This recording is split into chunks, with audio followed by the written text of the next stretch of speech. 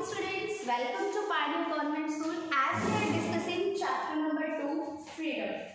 So freedom, अब जो है सभी फिलोसफर्स ने फ्रीडम पे अपने अपने व्यूज दिए हैं। कुछ कहते हैं उस पर कंस्ट्रेंट्स लगाए जाने चाहिए, सब से कि जो है रिस्ट्रिक्शंस बिल्कुल नहीं होनी चाहिए।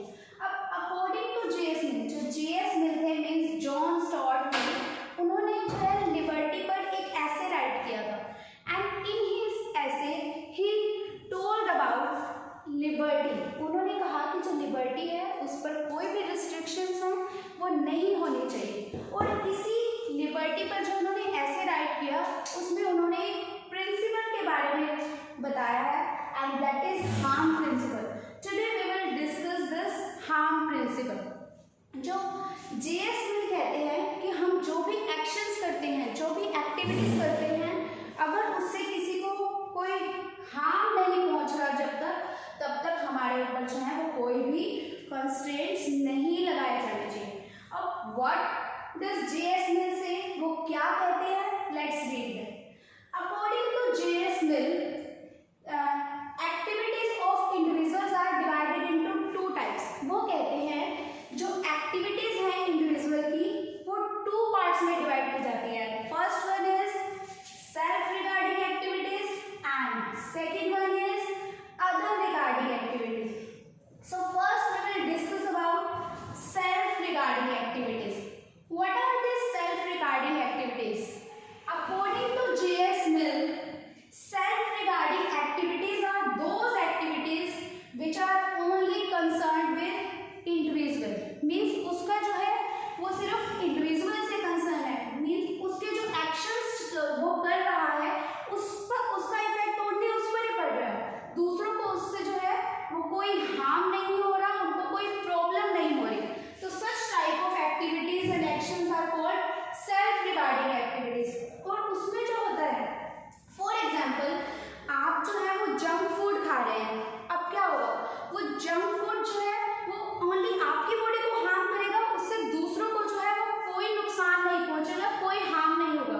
तो such type of activities are self regarding. Let's take an another example.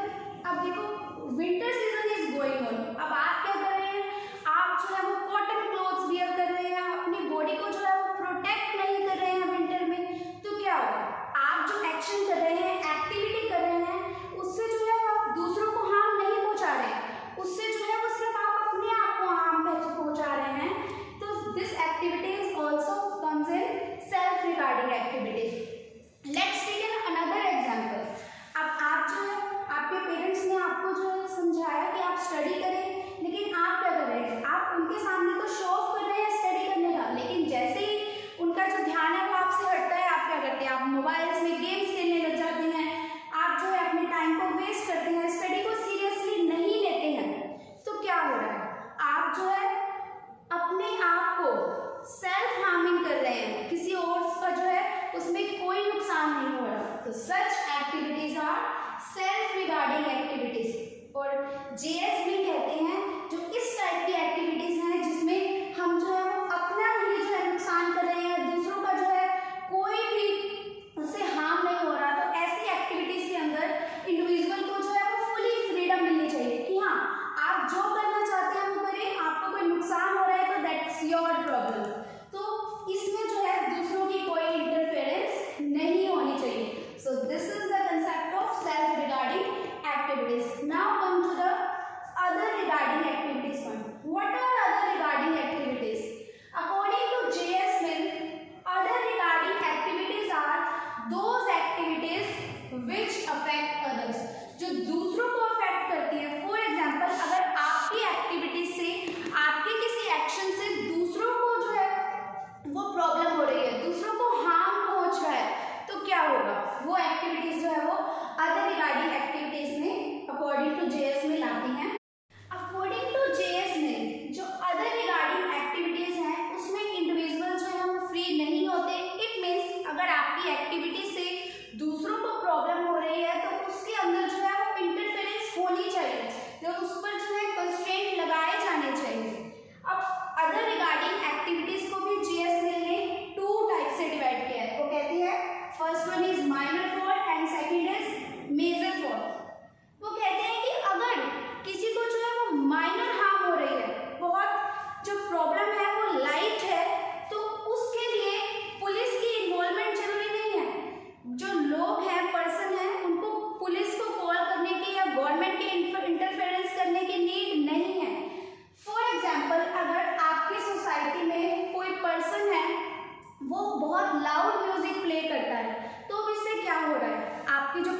Society है उसमें सिटीजन्स हैं वो डिस्टर्ब हो रहे हैं, वो अपने वर्क में कंसंट्रेट नहीं कर पा रहे हैं, जो बच्चों के एग्जाम्स चल रहे हैं वो स्टडी नहीं कर पा रहे हैं, तो क्या होगा? आप जो है जेएस मिल कहते हैं इस माइनर फॉल्ट के लिए किसी को इतनी ज़्यादा रिस्ट्रिक्शंस नहीं लगाई जानी चाहिए, उसकी फ्रीडम नहीं छीन ली जानी चाहिए। वहाँ पर जो है क्या करेगी सोसाइटी, जो है उनको जाना चाहिए, वहाँ पर आराम से उनको समझाना चाहिए कि हाँ इससे जो है आपके इस एक्टिविटी से, इस सेक्शन से हमें जो है ये प्रॉब्लम हो रही है। फिर क्या होगा? हो सकता है वो आपकी बात को समझ जाए और आपकी प्रॉब्लम वहीं पर फिनिश हो जाए। तो जेएस मिल कहते हैं कि ऐसे जो माइनर फॉल्ट होते हैं, ये है तो अदर रिगार्डिंग एक्टिविटीज के अंदर, बट ऐसे जो माइनर फॉल्ट है इस पर जो है रिस्ट्रिक्शन लगाई जानी चाहिए, बट इसमें जो है गवर्नमेंट की कोई इंटरफेरेंस की नीड नहीं है, सोसाइटी जो है अपने बिहाफ पर ये वर्क कर सकती है। Second he talks about major fault. वो कहते हैं कि मेजर जो फॉल्ट होते हैं, फॉर एग्जाम्पल आप जो है रैश ड्राइविंग कर रहे हैं, आप जो रोड पर जा रहे हैं और आपका मन कर रहा है कि आप तो 80 की स्पीड पे जो है वो गाड़ी ड्राइव करेंगे, लेकिन अब इससे क्या होगा? आप 80 की स्पीड पर गाड़ी ड्राइव कर रहे हैं तो कोई भी मिस हैपनिंग हो सकती है। फॉर एग्जाम्पल अगर आपने कोई एक्सीडेंट कर दिया तो इससे क्या होगा? आपको तो प्रॉब्लम होगी, सामने वाले को भी बहुत ज़्यादा प्रॉब्लम होगी, नुकसान होगा। तो इस टाइप की जो एक्टिविटीज़ हैं, एक्सीडेंट करने से सामने वाले को मेजर हार्म होगा, इससे ये जो सारे फॉल्ट हैं मेजर फॉल्ट में आएंगे और इसमें जो है गवर्नमेंट की इंटरफेरेंस होनी चाहिए। वो कहते हैं इसमें लॉ को जो है बीच में लाना चाहिए, रूल ऑफ लॉ का यूज करना चाहिए, क्योंकि ऐसे जो एक्शंस हैं उससे दूसरों को बहुत प्रॉब्लम होती है। आपकी फ्रीडम पर वहाँ पे कॉन्स्ट्रेंट लगाया जाना चाहिए, वहाँ पे आपको रोकना चाहिए और आपको पनिशमेंट दी जानी चाहिए। सो जो जेएस मिल है उन्होंने हार्म प्रिंसिपल के बारे में बताया। उन्होंने कहा कि जो इंडिविजुअल हैं उनकी एक्टिविटीज को 2 पार्ट्स में डिवाइड करते हैं। First one is self regarding activities. ये जो एक्टिविटीज हैं ओनली इंडिविजुअल से कंसर्न करती हैं, उसको एब्सोल्यूट फ्रीडम दी जाती है, उस पर कोई रिस्ट्रिक्शंस नहीं होती। लेकिन जो अदर रिगार्डिंग एक्टिविटीज हैं, whether it is minor fault और मेजर फॉल्ट, चाहे सामने वाले को माइनर हार्म हो रहा है या मेजर हार्म हो रहा है, उस वो अगर दूसरों को अफेक्ट कर रहा है तो उस पर जो है वो इंटरफेरेंस होनी चाहिए। माइनर फॉल्ट में जो है सोसाइटी की इंटरफेरेंस हो सकती है, लेकिन मेजर फॉल्ट के लिए जो है उसमें गवर्नमेंट जो है वो रिस्ट्रिक्शंस लगा सकती है। So this is the harm principle given by J S Mill. अब जो है हम वो किस कंक्लूजन पे पहुंचते हैं कि लिबर्टी जो है वो उसके डिफरेंट एस्पेक्ट्स हैं। Now there are 2 aspects of liberty. First one is negative aspect and second one is positive aspect. So let's discuss negative aspect first. What is negative aspect? हम जो है स्टार्टिंग से freedom की बात कर रहे हैं। हम freedom is absence of constraints and the second definition जो थी वो that is ability to express ourselves freely. First one is absence of constraint and second is it is ability to enhance our potential, it is ability to develop ourselves. तो हम first अगर definition की बात करें, absence of constraint means कि freedom पर जो है वो कोई कंस्ट्रेंट्स नहीं है। तो इस टाइप की जो फ्रीडम आती है, जो हमें एक इंडिविजुअल को एब्सोल्यूट फ्रीडम मिलती है, कंप्लीट फ्रीडम मिलती है, that comes in negative aspect of liberty.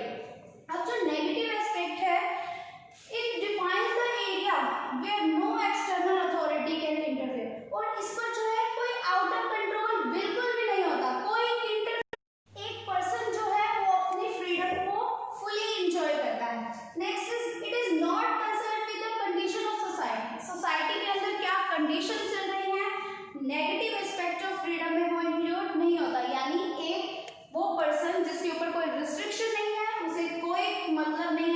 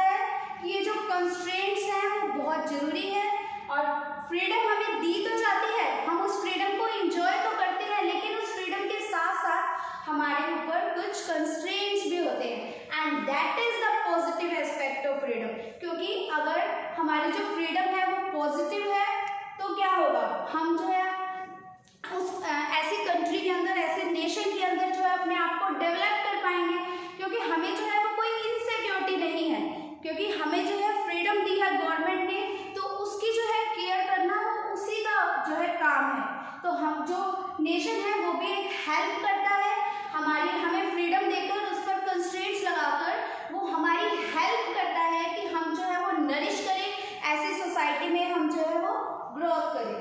और that is the true aspect, positive aspect of liberty is the true form of liberty. हम जो है ऐसी कंडीशन में, ऐसी सोसाइटी में बहुत फ्रीली रह सकते हैं, अपनी फ्रीडम को इंजॉय कर सकते हैं जहाँ पे पॉजिटिव एस्पेक्ट है लिबर्टी का। बिकॉज हम जो है किसी को हार्म पहुँचाने से पहले बहुत बार सोचेंगे, क्योंकि हम पर रिस्ट्रिक्शंस लगाई हुई हैं गवर्नमेंट ने और हमें कोई ना कोई जो पनिशमेंट है उसके लिए मिल सकती है। इसलिए अगर हम फ्रीडम को इंजॉय करना चाहते हैं, अपनी ग्रोथ करना चाहते हैं एक नेशन के अंदर, तो हमारी जो फ्रीडम है वो पॉजिटिवली होनी चाहिए। So these were the negative aspects and positive aspects of liberty. Hope so you have understood the topic harm principle that was given by J.S. Mill and the positive and negative aspects of liberty. Thank you.